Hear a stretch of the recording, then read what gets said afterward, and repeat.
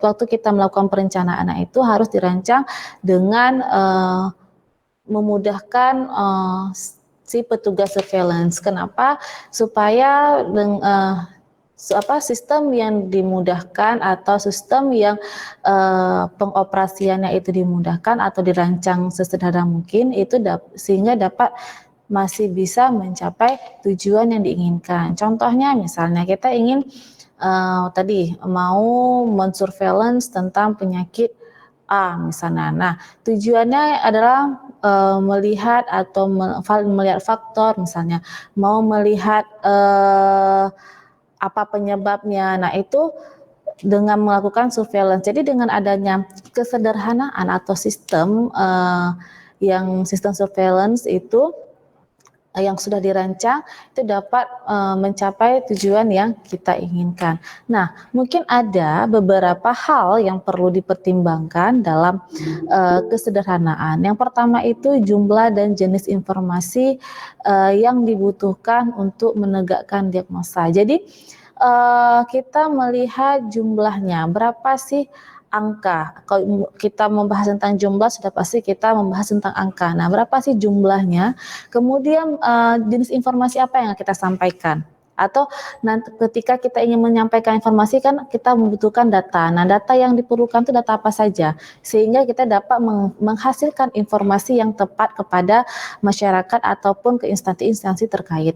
Nah, kemudian ada juga jenis, jumlah dan jenis sumber pelaporan. Nah, kalau jumlah dan jenis laporan itu, sumber laporan itu bisa dilihat dari berapa macam laporan-laporan yang ingin kita lakukan. Apakah kita ingin melihat angka kesakitannya? Apakah kita ingin melihat angka kematiannya? Atau jumlah kasusnya berapa? Nah, itu dilihat dari jumlah atau banyaknya serta juga jenis sumber pelaporannya. Karena untuk pelaporan itu banyak. Apakah mungkin kita ingin melihat pelaporannya itu secara mungkin pelaporannya ada cara manual atau pelaporannya itu bisa secara berkala atau juga secara misalnya mingguan, tahunan. Nah, itu tergantung. Karena kan untuk pelaporan atau pencatatan itu dia banyak, ada mulai dari mingguan, harian, mingguan, bulanan dan tahunan. Kita bisa melihat sumber dari jenis sumber pelaporannya seperti apa.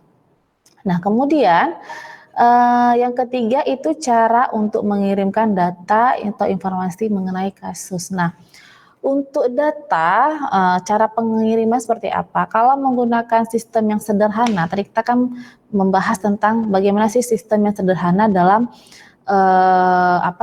dalam sistem surveillance. Jadi dengan adanya sistem pengoperasiannya secara sederhana itu dapat cara pengiriman datanya itu lebih mudah. Jadi dengan adanya sistem operasionalnya yang lebih mudah dapat mengirimkan data atau informasi juga dengan secara tepat. Misalnya kita ingin mengirim data atau informasinya itu melalui website atau kita ingin mengirimkan data atau informasinya itu melalui email. Nah, itu juga termasuk dalam pengiriman data secara surveillance. Kemudian yang keempat, jumlah institusi yang terlibat dalam penerima laporan kasus. Jadi dalam setiap surveillance itu kita harus meliskan dulu apa saja atau berapa sih jumlah institusi yang harus terlibat dalam surveillance kita. Contohnya misalnya kita ingin meneliti atau mensurveillance penyakit A. Nah, institusi yang perlu diperhatikan, yang perlu tahu, yang perlu terlibat itu misalnya ada dinas kesehatan misalnya, kemudian ada puskesmas, kemudian mungkin ada juga BPS dan sebagainya. Nah, itu harus kita tentukan atau kita listkan dulu berapa sih jumlahnya. Kemudian kebutuhan akan pelatihan staf. Nah, kalau ini sudah pasti ya, karena apa? Sudah kalau untuk staf atau untuk surveillance itu harus memadai dan kebutuhannya itu harus harus mengikuti pelatihan, karena dalam sistem mengevaluasi sistem surveillance ini dia tidak bisa orang yang tidak paham tentang evaluasi. Jadi setiap staf atau orang yang akan mengevaluasi itu akan diberikan pelatihan bagaimana cara mengevaluasi sistem surveillance. Kemudian ada jenis dan kedalaman analisa data. Nah, untuk jenis dan kedalaman analisa data itu bisa dilihat dari apa sih analisa yang ingin kita butuhkan. Misalnya kita hanya melihat atau mengetahui jumlahnya saja. Nah, kalau untuk mengetahui jumlahnya saja kita tidak perlu menganalisa secara detail, ya kan? Tapi kalau kita ingin melihat faktor atau kita melihat hubungan atau melihat pengaruh misalnya, nah itu harus secara detail. Nah, untuk jenisnya itu mungkin banyak dalam analisa data dan bisa juga kita menggunakan uji-uji statistik, karena dengan menggunakan uji statistik dan untuk menganalisa data itu dapat memudahkan si pengevaluasian dalam nanti menginterpretasi data dan membuat hasil dari surveillance-nya, data yang sudah dikumpulkan. Kemudian jumlah dan jenis pemakai informasi. Nah, kita juga kita melihat bagaimana berapa jumlah untuk si yang kita berikan informasi atau jenis pemakai informasinya seperti apa? Apakah masyarakat atau orang masyarakat itu banyak ya, luas. Apakah dia itu yang bekerja di misalnya di kampus atau bekerja di instansi kesehatan atau bekerja di instansi-instansi misalnya selain kesehatan. Nah, itu juga dibutuhkan karena apa? Karena untuk dalam pemakaian informasi ini, jenis pemakaian informasi ini, dia bukan hanya untuk orang yang tenaga kesehatan saja, bukan orang yang bekerja di instansi kesehatan saja, itu tidak, tapi untuk semuanya, untuk pemakai informasi. Yang kemudian adalah cara-cara penyebarluasan laporan kepada pemakai informasi. Nah, bagaimana cara kita menyebar atau memberikan informasi kepada pemakai informasi. Nah, kalau sekarang sudah canggih kalau saya bilang. Karena apa? Karena sudah ada namanya website. Nah, kita bisa mungkin kalau untuk di dinas kesehatan atau di puskesmas sekarang sudah memiliki website. Jadi untuk kita melihat informasi atau kita membaca informasi atau kita ingin mengetahui misalnya apa sih masalah kesehatan yang terjadi di desa A atau di daerah A, itu bisa kita langsung membuka websitenya. Contoh misalnya kalian ingin melihat kasus A di daerah Aceh. Nah, itu kalian bisa membuka Dinas Kesehatan Aceh. Atau bisa juga kalian lihat di puskesmas. Nah, puskesmas kan itu berdasarkan kecamatan. Jadi nggak mungkin kalian buka satu-satu. Jadi bisa kalian buka di Dinas Kesehatan Provinsi Aceh.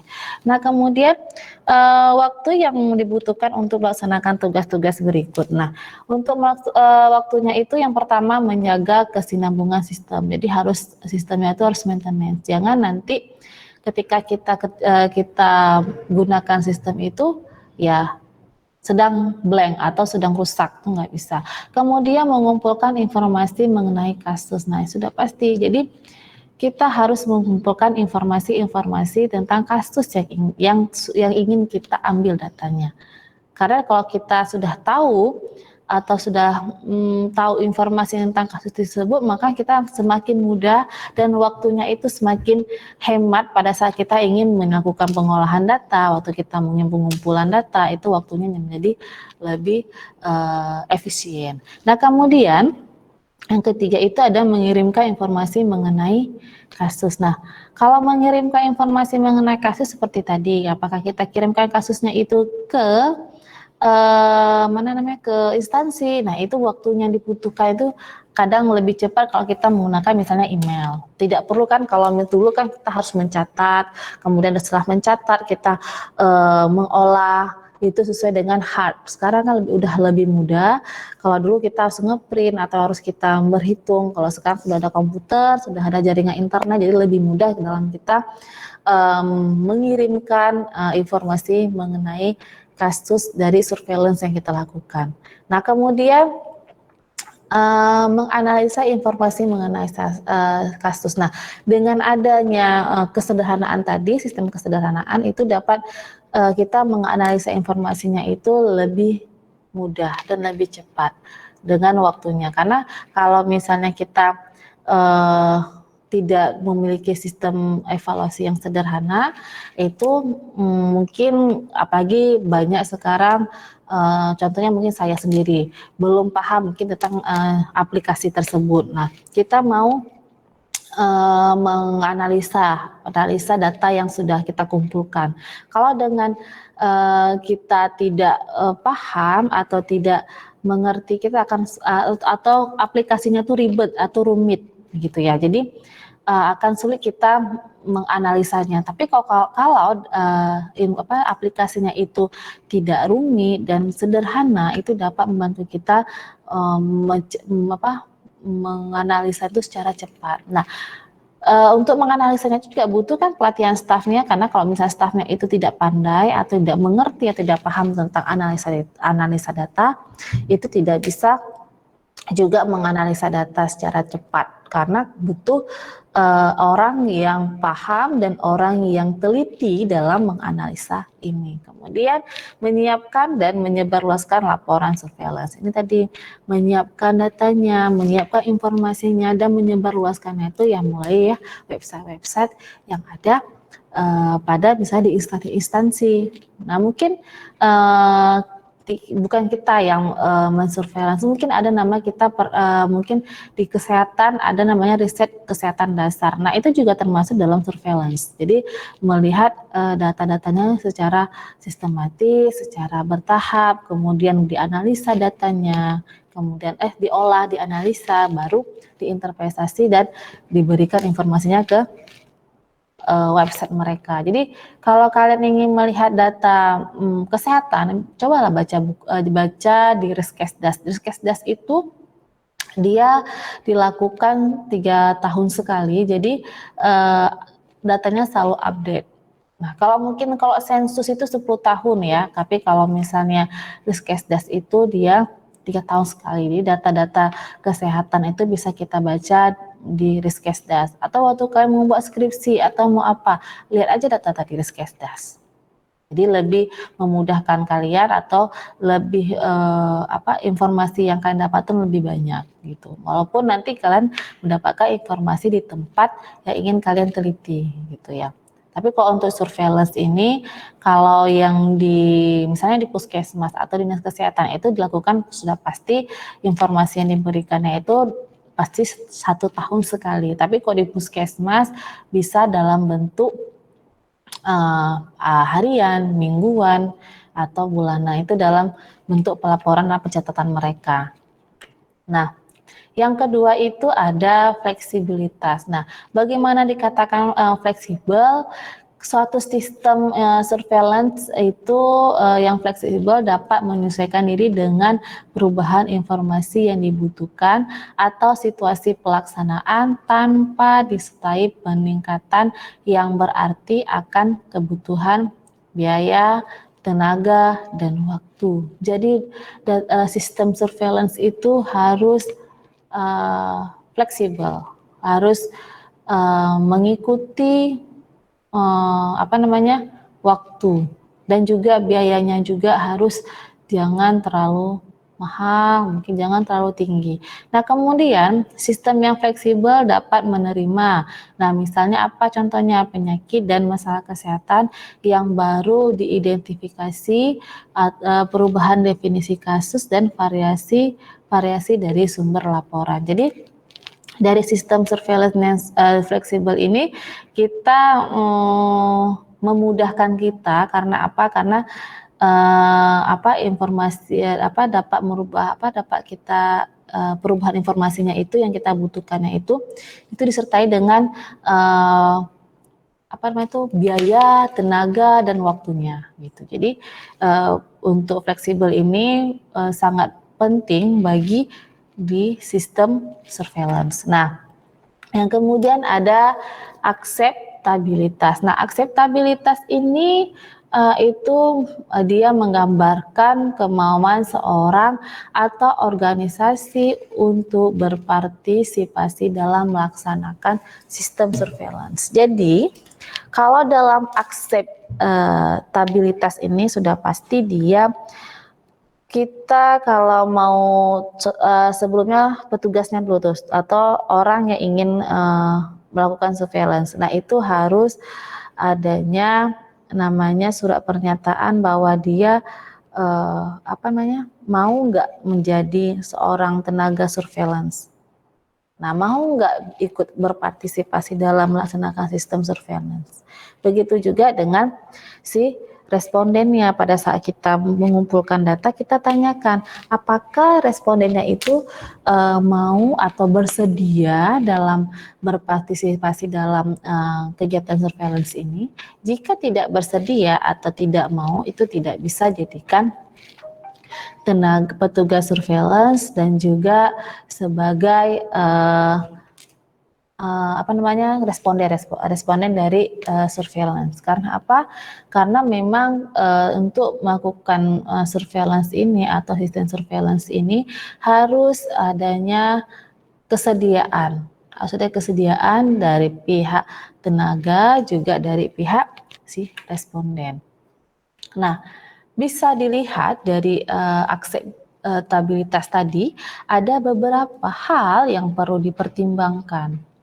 Nah, kalau dipertimbangkan apa yang dipertimbangkan, yang pertama itu angka keikutsertaan dari perorangan atau instansi. Seperti bilang tadi, kesediaan, berarti berapa orang misalnya atau berapa sih jumlah orang atau instansi yang akan ikut dalam sistem surveillance. Karena kan untuk sistem surveillance ini nggak bisa dilakukan sendiri, juga dibutuhkan juga instansinya.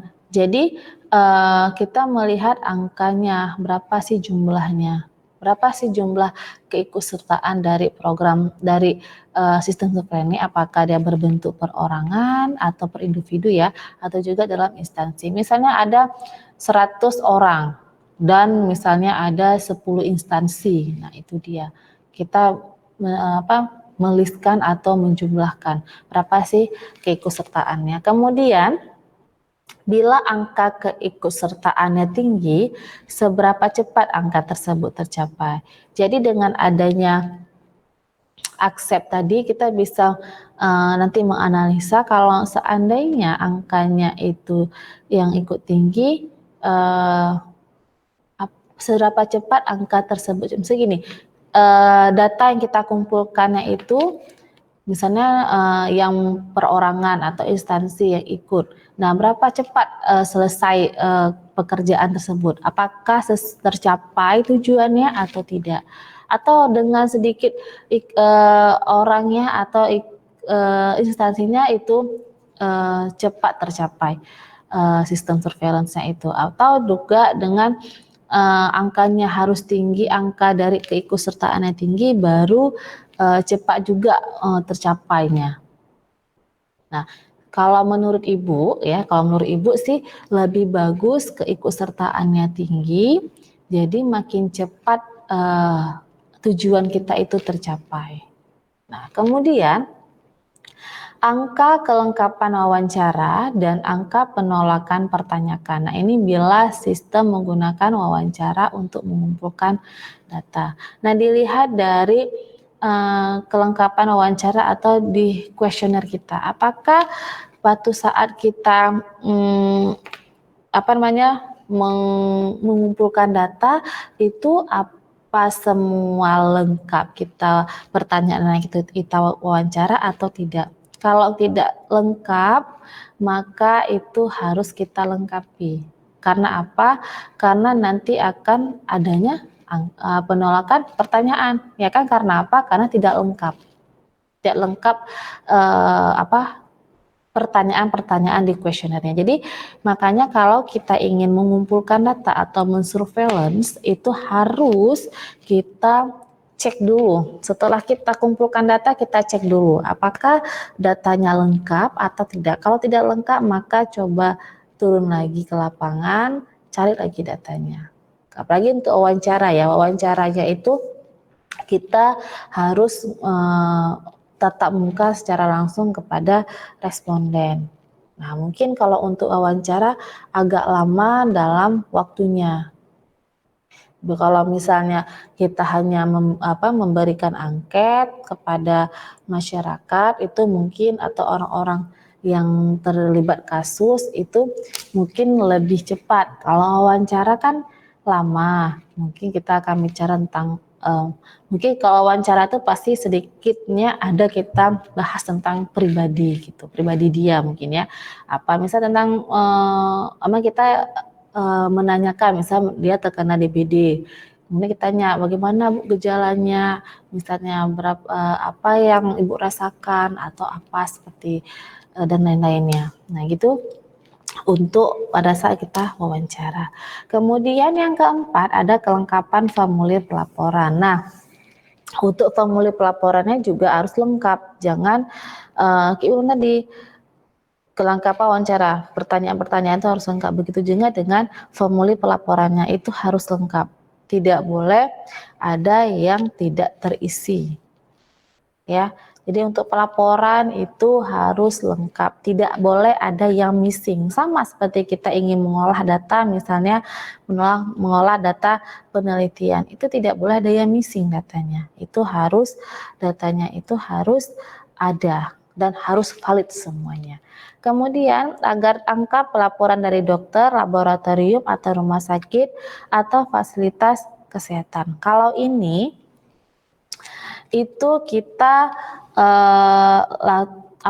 angka pelaporan atau angka kasusnya itu kita ambil atau kita dapat dari jumlah dokter, dari dokternya. Misalnya angka kasus A, misalnya di dokter A berapa orang, atau juga bisa kita lihat di laboratorium, juga di rumah sakit, pokoknya di instansi-instansi kesehatan.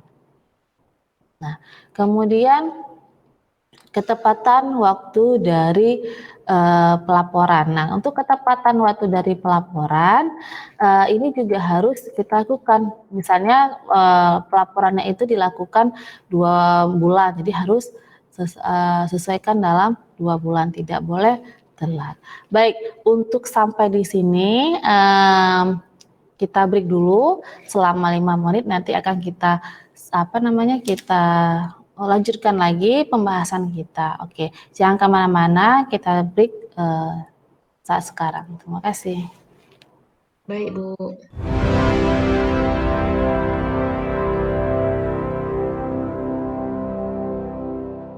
Universitas Ubudiyah Indonesia menyelenggarakan program belajar daring melalui UB On TV. Di tengah pandemi COVID-19 ini, UI terus berinovasi dengan menyelenggarakan perkuliahan secara daring. Saksikan perkuliahan khusus mahasiswa Universitas Ubudiyah Indonesia semester ganjil dengan praktisi dan akademisi yang berpengalaman, lulusan dalam dan di luar negeri. Untuk program studi S1 Ilmu Kesehatan Masyarakat, D3 Kebidanan, S1 Ilmu Gizi, D4 Kebidanan, S1 Farmasi, S1 Teknik Informatika, S1 Sistem Informasi, S1 Manajemen, S1 PGSD, dan S1 Psikologi. Menghadirkan Fauzia Andika SKMMKes dengan mata kuliah Surveillance Kesehatan Masyarakat, Kairanisa Anwar SSTMKM dengan mata kuliah Gizi Kesehatan Masyarakat, Mutia Paradiba STRKEP MKM dengan mata kuliah Kebutuhan Dasar Manusia, Faradila Safitri SSTMKes dengan mata kuliah Komunikasi dalam Praktik Kebidanan, Nuzulul Rahmi SSTMKes dengan mata kuliah Mutu Layanan Kebidanan, Ulfa Husnadira SSTMKM dengan mata kuliah Kesehatan Ibu dan Anak, Sahbainur Rezeki SSTMKM dengan mata kuliah Imunologi Gizi, Rulia Meilina SFAM MSI dengan mata kuliah Farmasi Rumah Sakit, Susmanto Eskom Mkom dengan mata kuliah Komunikasi Data, Mahendar Dwi Payana SSTMT dengan mata kuliah Pemrograman Web 1, Zuhar Musliana STMT dengan mata kuliah Pemrograman Berbasis Web, Zaufi Ardian Eskom Eng dengan mata kuliah Audit Sistem Informasi, Mulkan Fadil STMkom dengan mata kuliah E-commerce, Armia STMSC dengan mata kuliah Manajemen TV Streaming, Raudatun Nuzul ZA SSTMKes dengan mata kuliah Askap Neonatus, Dwi Rahmalia MPSI dengan mata kuliah Psikologi Perkembangan 1. Acara ini dilaksanakan via Google Meet dan hadir secara live di UB On TV channel 57 UHF setiap hari pukul 9 pagi sampai 15 sore waktu Indonesia Barat. UI, inovasi tiada henti untuk mencetak generasi unggul di masa depan.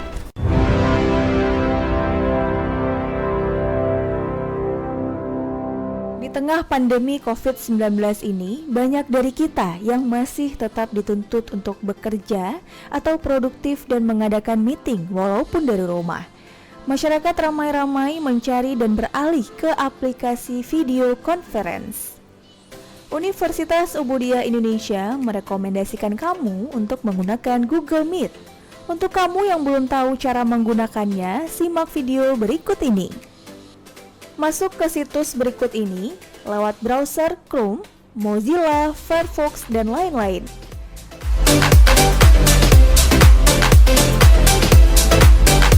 Klik Join or Start a Meeting.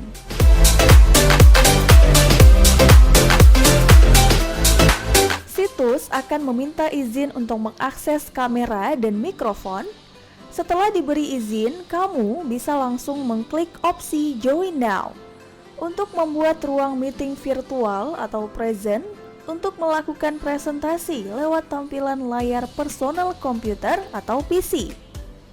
Jika ruang meeting virtual sudah siap, kamu bisa undang partisipan meeting lainnya dengan copy-paste link video conference tersebut atau tambahkan orang menggunakan alamat email dan tunggu mereka bergabung ke dalam conference. Cara menggunakan Google Meet dengan handphone. Pertama-tama, download terlebih dahulu aplikasi Google Hangout Meet di Play Store Android Anda.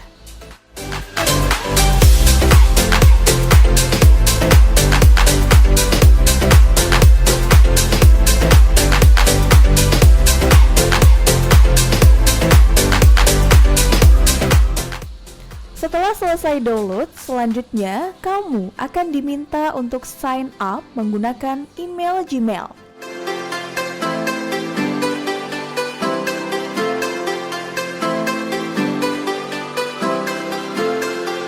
Setelah sign up, kamu bisa langsung melakukan percakapan kelompok, baik itu grup chat maupun video conference.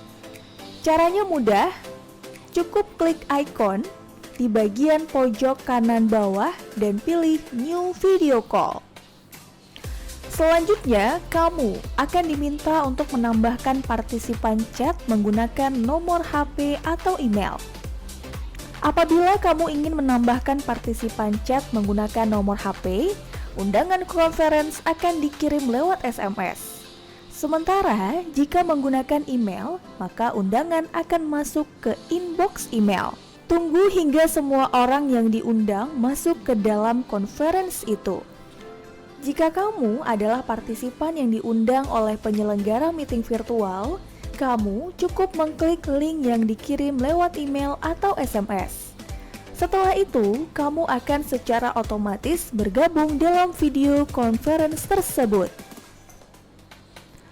Sebagai catatan bahwa orang yang tidak diundang ke dalam conference atau yang tidak memiliki akun, ketika ingin bergabung harus mendapatkan persetujuan dari partisipan yang telah bergabung. Hal ini dilakukan untuk menghindari adanya penyusup di meeting yang sedang diselenggarakan. Pemirsa, kita sudah menyaksikan program e-learning live yang pastinya juga dipersembahkan oleh Universitas Ubudiyah Indonesia dari para dosen-dosen di Universitas Ubudiyah Indonesia. Semoga ilmu yang ditampilkan yang pasti juga sudah disajikan bermanfaat bagi para mahasiswa dan juga bagi para pemirsa dan juga masyarakat umum. Jangan lupa pemirsa untuk selalu menyaksikan program e-learning live di UB On TV dari jam 9 sampai jam 3 sore setiap hari, hanya spesial buat Anda, persembahan dari UB On TV dan dipersembahkan oleh Universitas Ubudiyah Indonesia. Oke, baik kita mulai lagi, kita lanjut lagi dengan pembahasan kita tadi tentang sistem surveillance, evaluasi sistem surveillance. Nah, tadi kita membahas tentang adanya kesederhanaan, kemudian ada fleksibel, dan hari sekarang ada accept, dan sekarang kita membahas tentang sensitivitas. Nah, bagaimana sih dikatakan suatu sensitivitas dari satu sistem surveillance? Nah, itu dapat dilihat daripada dua tingkatan. Yang pertama itu kita lihat dari data pada saat kita tingkat pengumpulan data, proporsi kasus, penyakit atau masalah kesehatan yang dideteksi oleh sistem surveillance. Jadi dilihat dari pengumpulan data, kemudian juga jumlah kasusnya dari penyakit atau masalah kesehatan, itu dari sensitivitasnya. Nah, contoh dari sensitivitas misalnya, jadi ada telepon based surveillance system. Nah, ini ada morbiditas atau faktor risikonya yang dipengaruhi oleh ini ada 3 nih. Ini salah satu contohnya, salah satu contoh dari sensitivitas untuk sistem surveillance. Nah, karena kita melihat dari berapa sih jumlahnya, jumlah penyakitnya, dan juga faktornya ya. Data kepada saat pengumpulan data dan juga pada proporsinya atau jumlahnya. Itu bisa jadi yang pertama itu jumlah penduduk yang memiliki telepon dan berada di rumah ketika ditelepon serta bersedia untuk berpartisipasi. Jadi kalau telepon based surveillance system ini artinya wawancaranya itu menggunakan telepon. Jadi kita sebagai petugas surveillance itu menelpon si responden apakah dia itu bersedia untuk berpartisipasi dalam sistem surveillance tersebut. Nah, kemudian yang kedua itu kemampuan dari seseorang untuk memahami pertanyaan dan menentukan status mereka secara tepat. Nah, kalau untuk kemampuan seseorang memahami pertanyaan, nah itu sangat diperlukan. Karena apa? Karena mungkin bahasa dari si petugas surveillance dengan responden itu kadang banyaknya salah paham. Jadi si petugas surveillance harus dapat mengikuti atau mengetahui bagaimana sih kemampuan dari si respondennya. Jadi misalnya responden kita itu misalnya orang Aceh misalnya. Nah, itu harus kalau memang dia nggak ngerti bahasa Indonesia, ya coba kita menggunakan bahasa Aceh, ngikuti yang dia mengerti. Jadi lebih mudah pada saat kita pengumpulan data, apalagi ini menggunakan telepon gitu ya. Jadi kalau telepon kan mungkin lebih sulit ya, enaknya kita ngomong langsung gitu, lebih mudah pada saat kita berbicara secara tatap muka langsung. Kemudian yang ketiga, kemampuan dari responden untuk melaporkan statusnya. Nah, misal ada responden yang contoh nih sakitnya, kalau ini surveillance kan lebih ke penyakit menular nih. Misalnya salah satu contohnya itu adalah responden yang kena COVID-19 misalnya. Nah, mungkin ada responden yang tidak ingin diketahui, tidak ingin orang itu mengetahui bahwa dia itu COVID.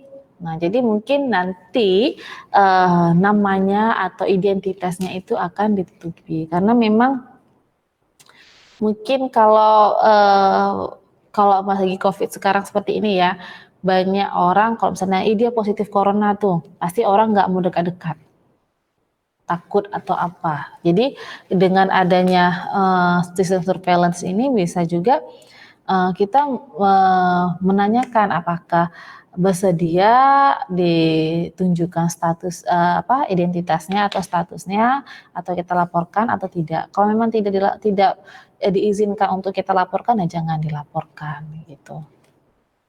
Kemudian ada nilai prediktif positif atau predictive value positif. Nah, kalau nilai prediktif ini merupakan proporsi dari populasi yang diidentifikasikan sebagai kasus oleh suatu sistem surveillance dan kenyataannya memang kasus. Jadi kita melihat jumlah dari populasi atau seluruh subjek yang ingin kita surveillance-kan, kemudian kita identifikasi sebagai kasus oleh satu sistem surveillance, dan memang waktu saat itu memang kasus itu statusnya memang kasus kesehatan, masalah kesehatannya gitu. Jadi nilai prediktif positif ini berarti adalah jumlah dari populasi yang kita identifikasi berapa sih jumlah kasusnya gitu.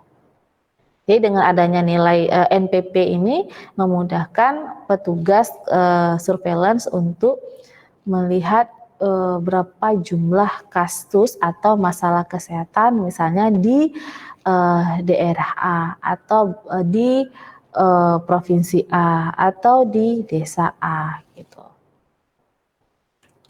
Nah, contohnya ini ada di contoh di Amerika Serikat, jauh ya, gak apa-apa, yang penting sebagai contoh. Nah, contohnya itu misalnya ada di beberapa provinsi, ada kasus hepatitis. Nah, dia akan segera dilacak oleh petugas kesehatan dan keluarga yang mempunyai risiko tertular dirujuk untuk mendapatkan tindakan pencegahan dengan cara imunoglobulin. Jadi diberikan atau disuntik imunoglobulin. Nah, suatu sistem surveillance dengan NPP yang rendah dan oleh karena itu sering menghasilkan pelaporan kasus positif palsu akan menghamburkan sumber daya dan dana. Jadi dengan adanya nilai tadi ya, nilai prediktif kita atau jumlah proporsi dari populasi yang rendah itu dapat menghasilkan hasil nanti pada saat kita olah data itu menghasilkan pelaporan yang banyak kasusnya. Jadi adanya pelaporan kasus positifnya itu palsu. Jadi banyak yang hoax lah, kita bilang banyak data-data yang hoax. Nah itu juga dapat menghamburkan banyak sumber daya dan juga banyak dana. Jadi tidak hemat. Jadi dengan adanya NPP ini juga mungkin tidak memudahkan ya, tidak memudahkan si para petugas kesehatan dalam mensurveillance. Kemudian kerepresentatifan ini itu dia suatu sistem yang sistem surveillance itu yang representatif akan menggambarkan secara akurat. Nah, bagaimana dikatakan menggambarkan secara akurat? Yang pertama, kejadian dari suatu peristiwa kesehatan dalam periode waktu tertentu. Jadi dengan adanya representatif ini, jadi data yang data yang diperlukan itu data dari kejadiannya yang sekarang atau data yang pada periode waktu tertentu. Jadi bukan data yang kemarin-kemarin atau 3 tahun yang lalu, 4 tahun yang lalu, tidak. Jadi data dari peristiwa kejadian atau kejadian dari peristiwa kesehatan dalam periode waktu tertentu. Jadi kalau kepresentatifan ini misalnya sampel atau kejadian yang kita ambil itu dapat mewakili semua populasi karena dia representatif ini dia mewakili atau menggambarkan secara akurat gitu tentang kasus yang terjadi. Yang kemudian ada distribusi peristiwa tersebut dalam masyarakat menurut tempat dan orang. Kalau tadi menurut waktu, kalau ini dia menurut tempat dan orang. Jadi penyebaran waktunya itu, penyebaran peristiwa atau kejadiannya itu di masyarakat itu sesuai dengan tempat dan waktu. Nah, di mana tempatnya misalnya, kejadiannya di mana, kemudian orangnya berapa. Nah, itu dilihat dari representatif. Nah, mungkin ada beberapa contoh dari kerepresentatifan. Yang pertama itu ada karakteristik dari populasi. Nah, kalau dilihat karakteristik dari populasi itu bisa dilihat dari umurnya, bisa dilihat dari status sosial ekonominya, kemudian dari lokasi geografisnya. Kemudian kalau dari riwayat dari peristiwa kesehatan itu ada periode laten, ada cara penyebaran, ada fatal outcome. Nah, kemudian dari upaya kesehatan yang tersedia itu ada tes diagnosis di tempat, pola rujukan oleh dokter. Nah, kalau untuk sumber data ini sudah pasti ya ada angka mortalitasnya, itu kenapa untuk dibandingkan dengan data kejadiannya. Angka kematian kita bandingkan nanti dengan angka kejadiannya berapa. Kemudian ada laporan laboratorium. Nah, itu untuk membandingkan dengan laporan dokter. Karena kalau diagnosa itu pasti didiagnosa oleh dokter, bukan dari orang lain. Jadi dengan adanya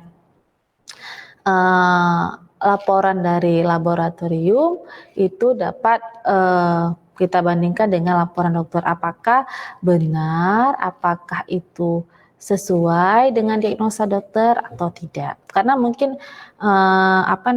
kalau tidak ada laboratorium juga dokter tidak bisa kadang memberikan informasi gitu ya tentang penyakit-penyakit yang terkait ya. Nah, kemudian ada ketepatan waktu.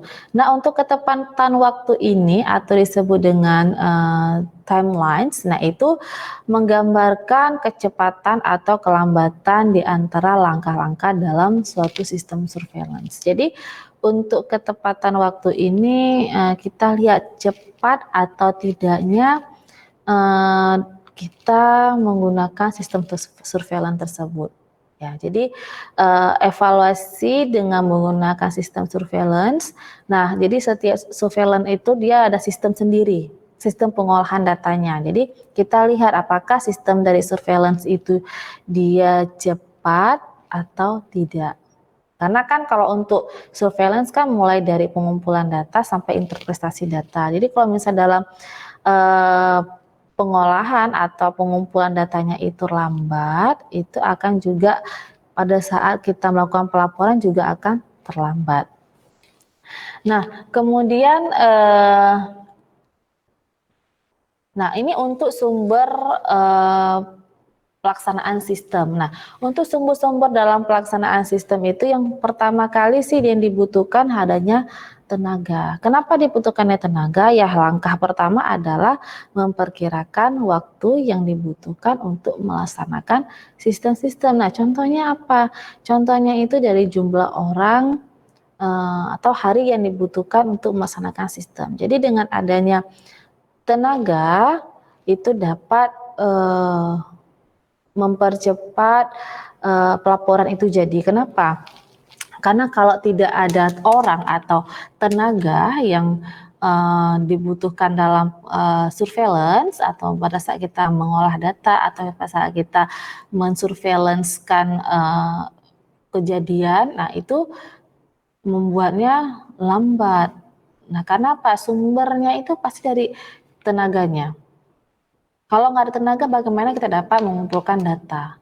Nah, kemudian bila diinginkan, ukuran ini dapat diubah menjadi besarnya biaya yang diperlukan dengan cara mengalihkan jumlah orang hari dengan pengeluaran orang per orang dan juga per hari. Jadi dengan adanya tenaga, dia bisa dilihat semakin banyak tenaga dan juga semakin besar jumlah harinya dan semakin juga besar dananya. Jadi untuk tenaga kesehatan itu, untuk tenaga kesehatan pada saat kita mensurveillance itu harus ditentukan berapa orang. Misalnya ada 10 orang. 10 orang tenaga kesehatan yang untuk melakukan sistem surveillance ini. Apakah mungkin dalam yang satu atau yang 4 misalnya sebagai tenaga pengumpul data. Kemudian yang 2 sebagai pengolahan data. Yang ketiga misalnya ada 2 orang lagi untuk analisa data. Nah itu atau yang satu lagi ada pengecekan data. Jadi tenaga itu sangat penting pada saat kita melakukan sistem surveillance ini. Jadi dengan adanya tenaga, evaluasi yang kita lakukan dalam sistem surveillance itu sangat berjalan dengan lancar. Kemudian ada sumber-sumber lain, nah ini bisa termasuk dalam biaya, ada untuk perjalanan, ada pelatihan, ada peralatan, ada perlengkapan, dan pengeluaran lainnya. Contohnya itu, contohnya adalah telepon misalnya, ada pos, kemudian ada komputer, dan sebagainya. Jadi dengan adanya sumber-sumber untuk pelaksanaan sistem ini ya sudah pasti kalau tidak adanya biaya bagaimana kita melakukan perjalanan. Kalau tidak adanya pelatihan bagaimana kita paham atau mengerti tentang misalnya cara mengevaluasi sistem. Kalau tidak ada peralatan bagaimana cara kita untuk misalnya menganalisa datanya. Kalau tidak ada misalnya contohnya kayak ada komputer. Kalau ada komputer bagi kita untuk mengevaluasi data atau untuk mengevaluasi untuk mengolah data kalau tidak adanya komputer. Kemudian adanya penggunaan sumber-sumber ini pada semua tingkatannya sistem kesehatan masyarakat dari petugas kesehatan lokal, kabupaten kota, provinsi maupun pusat harus dipertimbangkan. Jadi untuk sumber-sumber ini misalnya tadi kan ada sumber tenaga yang dibutuhkan, yang ini ada sumber-sumber lainnya itu mulai dari biaya untuk perjalanan, untuk pelatihan, peralatan dan sebagainya itu harus ada pada tingkat dari ya sudah pasti di tingkat kesehatan masyarakatnya dari petugas kesehatan lokal dulu ya, lokal, kemudian ada kabupaten kota, ada provinsi dan pusat. Nah, itu harus dipertimbangkan sumber-sumber lainnya. Oke, mungkin untuk sampai di sini ada yang ingin ditanyakan? Kalau tidak ada yang ditanyakan, Ibu akhiri pertemuan kita hari ini. Akan kita ketemu di minggu depan. Ya, jadi jika tidak ada pertanyaan, Ibu akhiri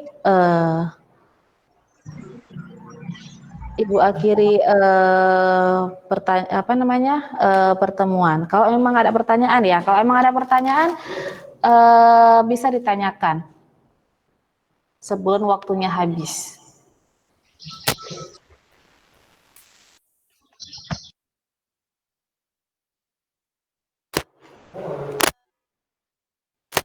Nggak ada? Nggak ada, Bu. Insya Allah paham. Alhamdulillah kalau semuanya paham. Jadi ketika nanti UTS atau ujian, Ibu harap nilainya itu bagus semua ya. Nilainya A+ Amin. kalau bisa. Ya, jadi kalau memang tidak ada ditanyakan, pertemuan kita sudahi sampai di sini.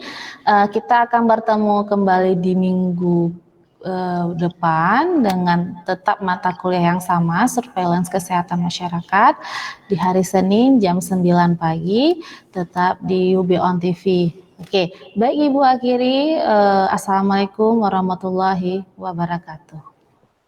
Waalaikumsalam warahmatullahi wabarakatuh. Pemirsa, kita sudah menyaksikan program e-learning live yang pastinya juga dipersembahkan oleh Universitas Umudia Indonesia dari para dosen-dosen di Universitas Umudia Indonesia. Semoga ilmu yang ditampilkan yang pasti juga sudah disajikan bermanfaat bagi para mahasiswa dan juga bagi para pemirsa dan juga masyarakat umum. Jangan lupa pemirsa untuk selalu menyaksikan program e-learning live di UB On TV dari jam 9 sampai jam 3 sore setiap hari, hanya spesial buat Anda, persembahan dari UB On TV dan dipersembahkan oleh Universitas Umudia Indonesia.